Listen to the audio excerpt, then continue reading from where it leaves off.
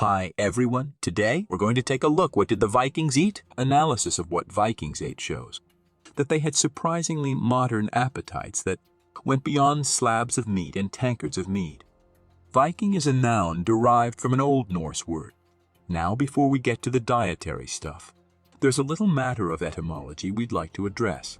Whenever we discuss Vikings, there's always a number of people who appear in the comments to state their belief that the word Viking is a verb that refers to an activity and not a noun that describes a type of person. Yeah, it's true, the Old Norse language included the verb Viking, which was an activity. It also included the noun vikingur. A vikingur was a person who went on expedition that typically took them by sea to foreign lands. A vikingur usually traveled in such groups, and the plural form of the Old Norse word was vikingar. The English word Viking is derived from this noun. Okay, now that we've got that out of the way, 2 regular meals a day and leftovers. Many modern folks are used to having 3 meals a day: breakfast, lunch, and dinner. But things were a little different for the Vikings. They structured their daily life around 2 meals, which a family would typically gather to eat out of wooden bowls at a communal table. The Vikings ate their first meal, which was called the dagmal or day meal, about an hour after waking up.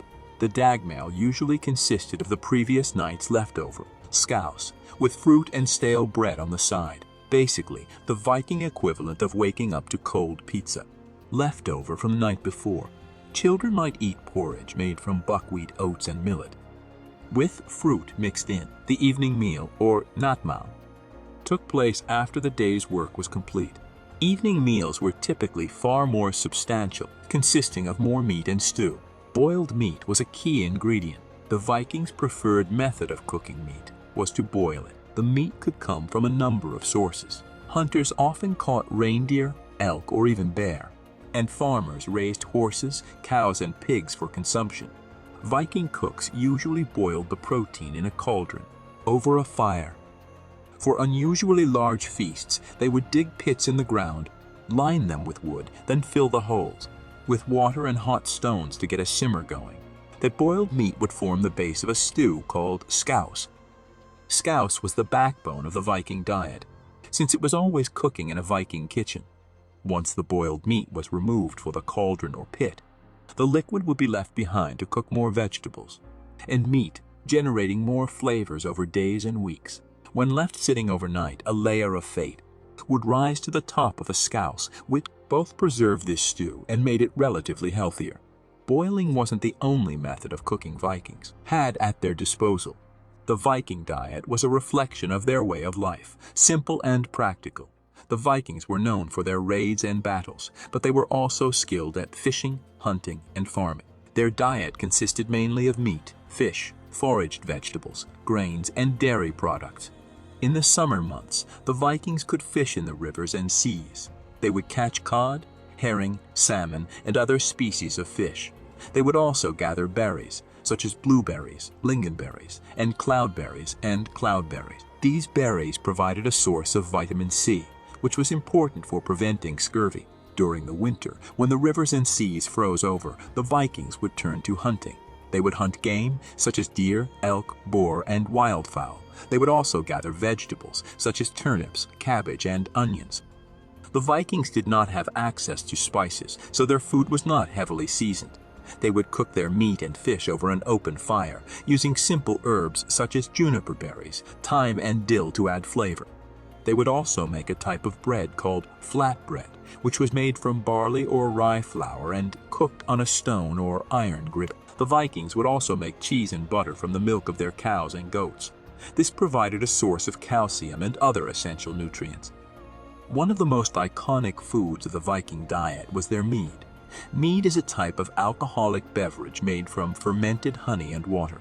It was a popular drink amongst the Vikings and was often served at feasts and celebrations. Feasting was an important aspect of Viking culture. Feasts were held to celebrate victories, weddings, and other special events. These feasts could last for several days and were attended by the entire community. Roasted meat, fish, and mead would flow freely, and the stories and songs of the community could be heard late into the night. The Vikings were also skilled at preserving food. They would dry meat and fish, which could be stored for several months. They would also salt meat and fish to preserve them. They would take great care to preserve their food, as they knew that they needed to store up enough supplies to last through the winter months. Another interesting aspect of the Viking diet was their use of bones. The Vikings would use bones from their meat and fish to make soup. They would boil the bones in water and add vegetables and herbs. This provided a source of nutrients and kept them healthy during the long winter months. The Viking diet was not just about what they ate, but also how they ate. They would gather together and share their food, which helped to build a strong sense of community. They also valued physical activity, as they knew that they needed to be strong and fit to survive in their harsh environment. In conclusion, the Viking diet was simple, practical, and rich in nutrients. The Vikings ate what they could find and what they could hunt. They valued community, physical activity, and the preservation of food. Their diet was not just about sustenance, but was a reflection of their way of life. The Vikings may be known for their battles and raids, but their diet shows that they were also skilled at living off the land and working together to survive in their harsh environment. I hope you enjoyed this video. I'll be very happy if you subscribe and leave a comment. See you later.